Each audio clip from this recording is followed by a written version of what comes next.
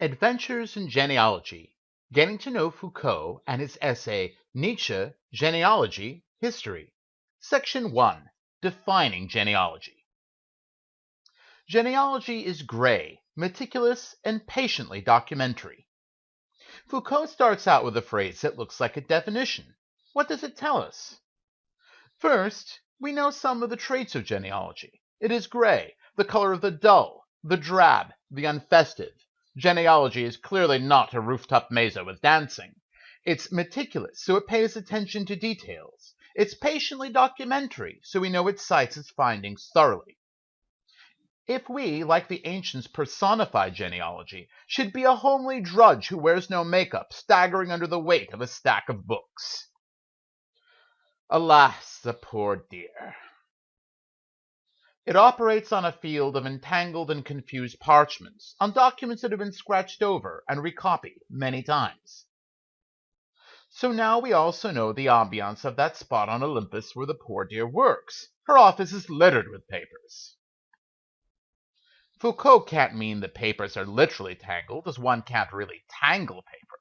When we try to untangle power cords or strings, we are trying to sort things out into a straight line. So perhaps Foucault is interested in a timeline, chronology. Getting dates in order, like untangling cords, is a bit of work. But poor dear, the papers are confusing. It seems that perhaps the original writers couldn't quite commit to a meaning with all that scratching out. And having been copied by hand so many times, who knows what sorts of errors have crept into the text. But while Foucault has given us an unforgettable image of this goddess librarian, he really hasn't defined genealogy, has he? It has something to do with being a drudge and cleaning up after someone else's messy papers. But there isn't much more there, is there? What is Uncle Michel up to? The next sentence, of course, flies at you like a bat out of hell. On this basis, it is obvious that Paul Ray was wrong to follow the English tendency in describing the history of morality in terms of a linear development, in reducing its entire history and genesis to an exclusive concern for utility. Who the hell is Paul Ray? Now, it's almost always a mistake to flip out when seemingly random names just jump off the text as if out of nowhere. Paul Ray was a buddy of Nietzsche's. They were both in love with a woman named Lou von Salome. That's her, the one with the whip. The main text of Nietzsche's that Foucault is engaging is called The Genealogy of Morals. One of Nietzsche's motivations in writing The Genealogy of Morals was to trash Ray for landing von Salome. You really don't need to know about this sordid little love triangle to understand what Foucault is saying about Ray. Pretend that Ray's name was never mentioned. Assume Foucault is just complaining about theoretical explanations in general. The argument works just as well. Admittedly, love triangles, sex, and revenge are much more interesting than philosophy and methodology. Nonetheless, we're going to stay on task. Rather than being seduced by the scandals of Nietzsche's sex life, such as it was, he wasn't much of a lover, we will redirect our focus to two key parts of the passage. First, describing the history of morality in terms of a linear development, and reducing its entire history and genesis to an exclusive concern for utility. Foucault's essay is about methodology. We want to focus immediately on the method Foucault says that Ray was so wrong in using. Ray gave morality a theoretical cause. Foucault thinks an equation is the wrong type of answer. Describing the history of morality in terms of a linear development. A neatly graphed line, apparently, is not the sort of answer we need. The second thing we should notice is that Foucault doesn't tell us directly the reason Ray is so wrong. On this basis, it is obvious that Paul Ray was wrong. Instead, he claims we can infer this. As this is just the third sentence, the reasoning behind this remarkable claim must rest in the first two. Did we miss something? Let's take a cursory glance at the first two sentences. Genealogy is gray, meticulous, and patiently documentary.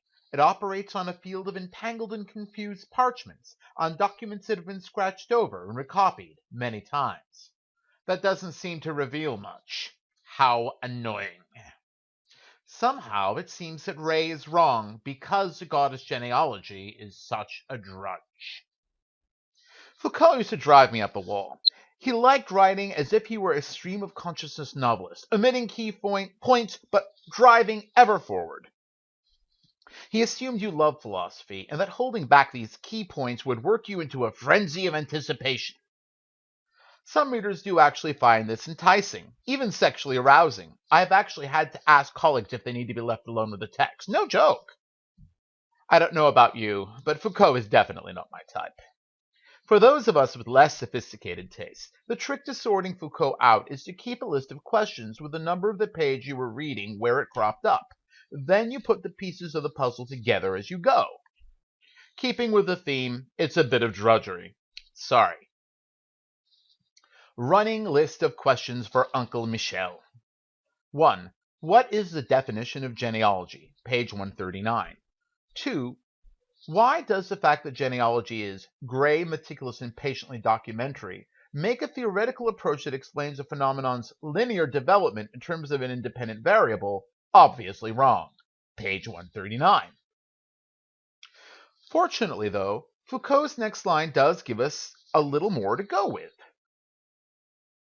He assumed that words had kept their meaning, that desire still pointed in a single direction, and that ideas retained their logic, and he ignored the fact that the world of speech and desires has known invasions, struggles, plundering, disguises, ploys. Like Pope Pius IX, Foucault set out a syllabus of Ray's errors. This syllabus of errors tells us the problems we encounter when using theoretical explanation. It's a fair assumption that genealogy, the method Foucault is praising, must fix these problems. We can begin to piece together a definition of genealogy, then, by making inferences from the syllabus of errors. He assumed words had kept their meaning. If the error made by a theoretical explanation is to assume that words had kept their meaning, and genealogy is going to be a better method, we can infer that it tracks the changing meaning of words from moment to moment. He assumed that desires still pointed in a single direction. If the error made by a theoretical explanation is to assume that desire still pointed in a single direction, and genealogy is going to be a better method, we can infer that it tracks how people's goals shift from moment to moment. He assumed that ideas retain their logic.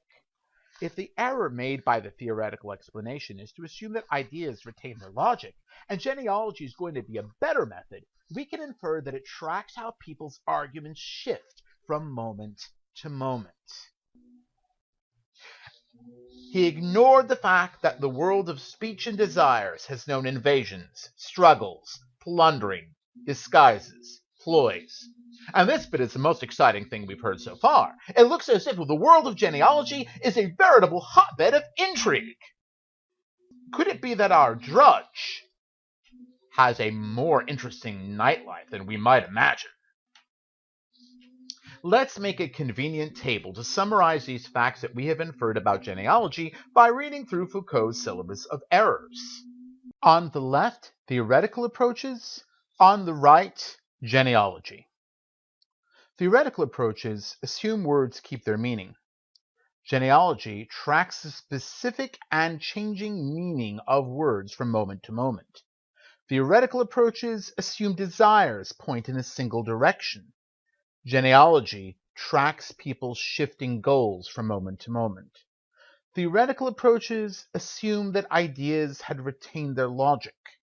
Genealogy tracks people's shifting arguments from moment to moment. Interrogating Foucault's text has revealed some clues. Let's compile them into a definition. Genealogy, an historical technique that tracks a concept or type of action as it changes from moment to moment, revealing discontinuity over time. But doesn't an equation do the same thing? Well, not really. Equations are all about continuity. Observe on the right. For every x we have, we can calculate the value of y. The little table here is for illustrative purposes only. We don't actually need any of the data. So long as we know the equation, we can recreate whatever we need. The equation, in a sense, replaces the empirical data. Once we understand the relationship in general, we can discard the details as useless relics of research. The pattern of a line, then, is by definition continuous. We might like to think our conversations share these properties, with each point flowing smoothly from the last, but nothing could be further from the truth. Recall Foucault's last criticism in the Syllabus of Errors. He ignored the fact that the world of speech and desires has known invasions, struggles, plundering, disguises, ploys.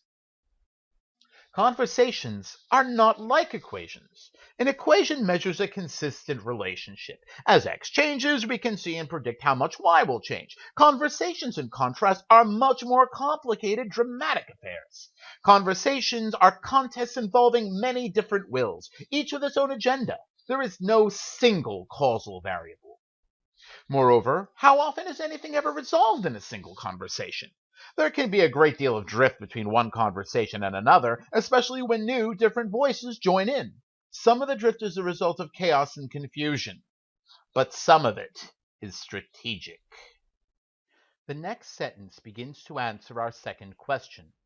Why does the fact that genealogy is gray, meticulous, and patiently documentary make a theoretical approach that explains a phenomenon's linear development in terms of an independent variable obviously wrong? From these elements, however, genealogy retrieves an indispensable restraint. It must record the singularity of events outside of any monotonous finality. It must seek them in the most unpromising places, in what we tend to feel is without history, in sentiments, love, conscience, instincts. It must be sensitive to their recurrence, not in order to trace a gradual curve of their evolution, but to isolate the different scenes where they engaged in different roles. What does it mean to retrieve a restraint? The word retrieve means to take back. This assumes that at some point we had restraint and later lost it. Perhaps Foucault is talking about an earlier time in our lives when reading was harder, when we cobbled together meaning, back before we became so concerned with forward flow. From these elements suggests that we lost this restraint to the things he talks about in the previous sentence, the changing meaning of words, those plunders and ploys of the world of speech. We are in such a hurry to get to the end of the sentence smoothly that we get caught up in their traps. They trick us, but genealogy makes us pause and not be seduced. Forward flow, then, is our temptress. We cannot succumb to her seductive wiles. And if the goddess genealogy herself isn't enough to keep you from being seduced, surely the recollection of her office will suffice. The next line offers some confirmation of our definition, as you can see below. It must record the singularity of events outside of any monotonous finality. Compare this now with what we came up with as our tentative definition. Genealogy, an historical technique that tracks a concept or type of action as it changes from moment to moment, revealing discontinuity over time. No monotonous finality. So how good does our definition seem so far? We shoot! We score! Moving on to the next phrase, sadly, seems to drive us back to expand our list of questions. It must seek them in the most unpromising places, and what we tend to feel is without history, in sentiments, love, conscience, instincts. Why are sentiments, conscience, and instincts places that seem to lack promise for historical investigation? And why would people wrongly believe that these things lack history? So we expand our running list of questions for Uncle Michel. 3. Why are sentiments, conscience, and instincts places that seem to lack promise for historical investigation? Pages 139 to 140. 4. Why would people believe that sentiments, conscience, and instincts lack history? Pages 139 to 140. Well, the genealogy of morals is about the origin of moral feelings. So perhaps Foucault is going to suggest an origin to these feelings that we might take for granted as timeless properties of human nature. Let's mull it over while we keep reading. The text isn't likely to yield up all of its treasures at once. This, after all, is the reason we need genealogy. The last phrase of the sentence just seems to develop the technique. It must be sensitive to the recurrence, not in order to trace a gradual curve of their evolution, but to isolate the different scenes where they engaged in different roles. When we see an event reoccur, we must not necessarily assume that it is developing with relationship to the last time it occurred, but see instead if the meaning and purpose of the event is different. Finally, genealogy must define even those instances when they are absent, the moment when they remain unrealized. Plato, at Syracuse, did not become Muhammad. The next sentence in the text presents us with a bat out of hell problem again. Plato, Muhammad, Syracuse, what the hell? Remember, it's almost always a mistake to panic when weird names start flying at you. Focus on what the text says without paying attention to the names to get your first clue. Genealogy must define those instances in which an event is absent, when an event is unrealized. This seems simple enough if we don't let Plato and Muhammad confuse us. Individuals try to do things, and they don't always work out. Sadly, there are probably many more of these non-events in history than there are actual events.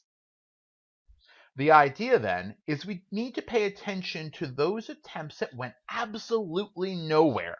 We tend to think those things that happened were in a sense fated, meant to be. We like to think that those attempts that didn't amount to anything didn't wind up amounting to anything because they couldn't have amounted to anything. Foucault disagrees.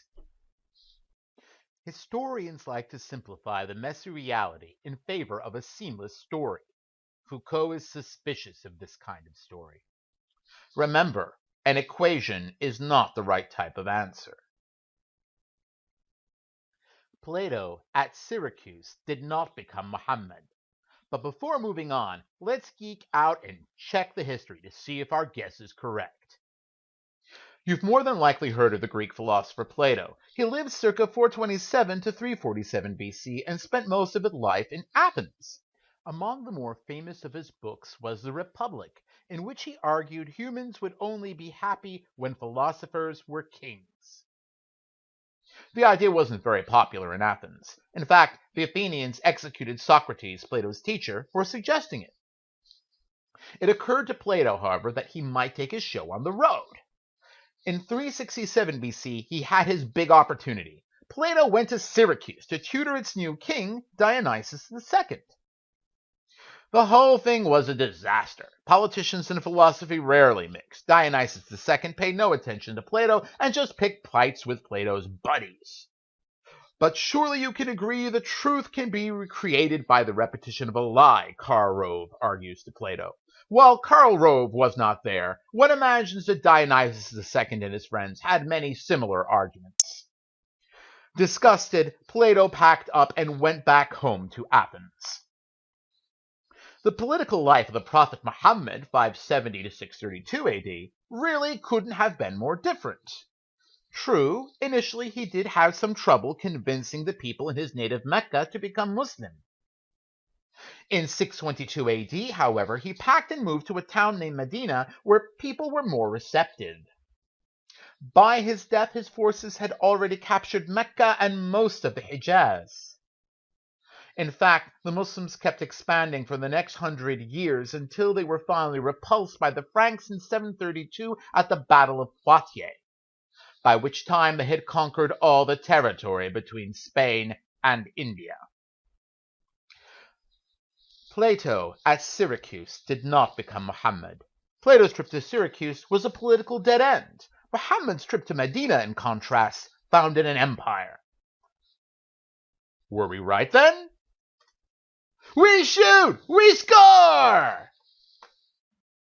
Genealogy, consequently, requires patience and knowledge of details. It depends on a vast accumulation of source material.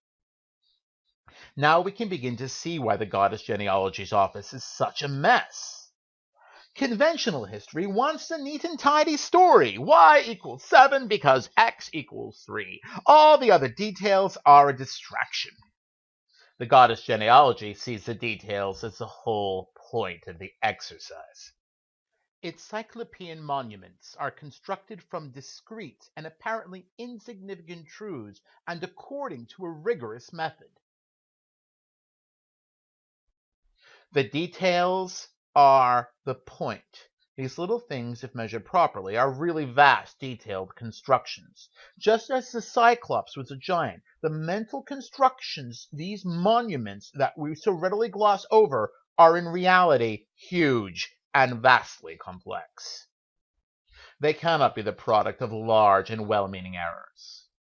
The goddess genealogy is a stickler for detail and will go through every last paper to get at the truth. She doesn't stumble into things. Rather, she pays the necessary price in tedium and mess so that she may be certain. In short, genealogy demands relentless erudition. Foucault tells us that it takes a certain steely determination to get to this level of the game. We may not wish to emulate her fashion sense, but we need to emulate the goddess genealogy's unyielding drive to really know what's going on.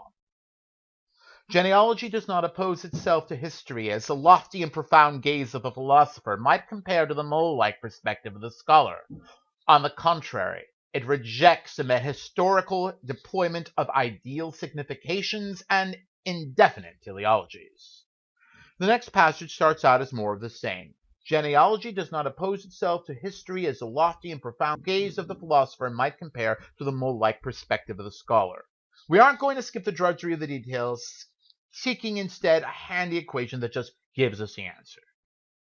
By this point, we clearly understand that Foucault wants us to know that we are not too sexy for genealogy. On the contrary, it rejects a metahistorical deployment of ideal significations and indefinite teleologies. But just as we feel that we're getting to the point, Foucault throws us another curveball. Metahistorical deployment of ideal significations? Huh? Juxtaposing independent clauses with a semicolon. Before panicking, we ought to recall Uncle Michel's little weakness for constructing dramatic sentences by juxtaposing independent clauses with a semicolon. Genealogy does not oppose itself to history as the lofty and profound gaze of the philosopher might compare to the mole-like perspective of the scholar. Foucault started off saying that genealogy doesn't give itself airs, thinking that it gets beyond all the monotonous details. Philosophers may find skipping out on the dry details in favor of a lofty and profound theory to be a more noble pursuit, but mole that she is, the goddess genealogy isn't afraid of getting her hands dirty. On the contrary, it rejects a metahistorical deployment of ideal significations and indefinite teleologies. It opposes itself to the search for origins. But the words, on the contrary, qualify the first sentence further.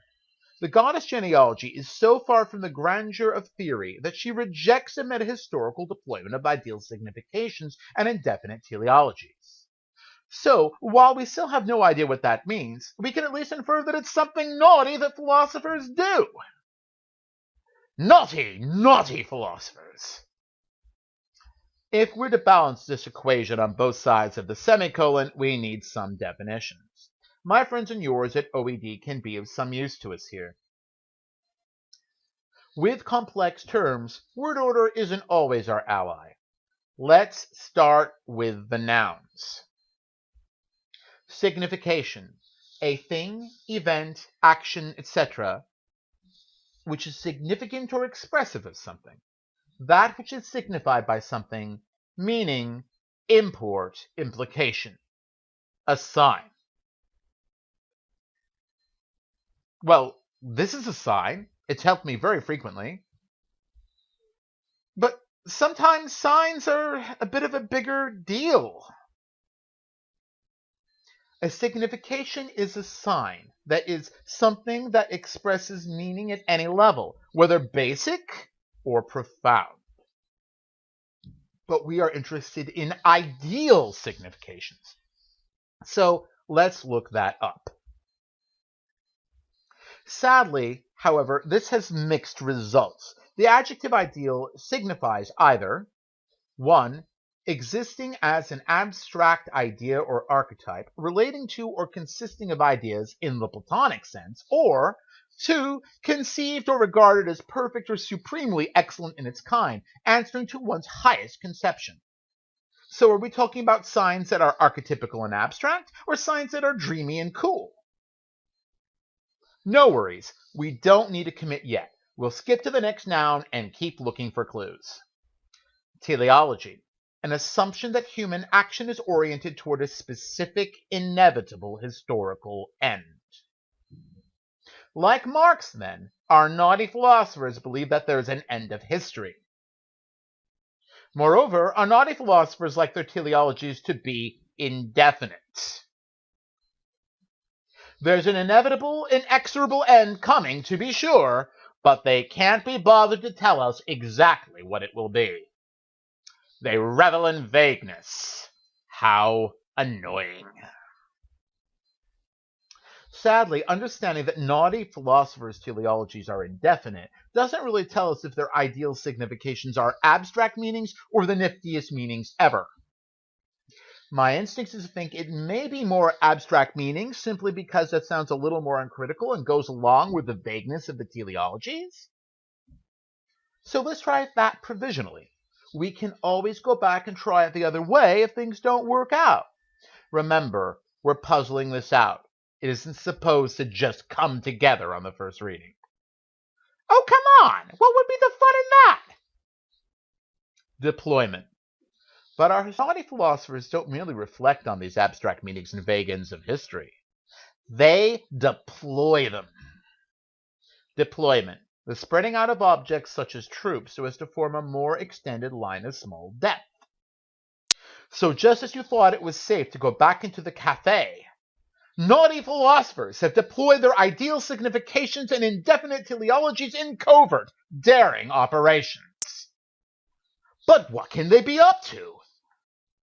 We know that ideal significations and indefinite teleologies are the big guns in the theoretically minded philosopher's weapons locker. Metahistorical. But what is the mission? Well, we know they are deployed in ways that are metahistorical. Perhaps looking that up can help. Metahistory, inquiry into the principles governing historical events, the study of the philosophy of history or of historiography, specifically the study of the structure of historical narrative. Also, the propounding of universal explanations of historical processes. Universal explanations of historical processes! Eureka! The mission, then, is in service of the equation. So perhaps ideal significations does refer to the coolest and niftiest meanings after all. Theorists may want to reduce history to a story about their own ideals, a story with the happy ending for which they have been hoping. But what might all of this have to do with the search for origins? This is what awaits us at the start of the next exciting section.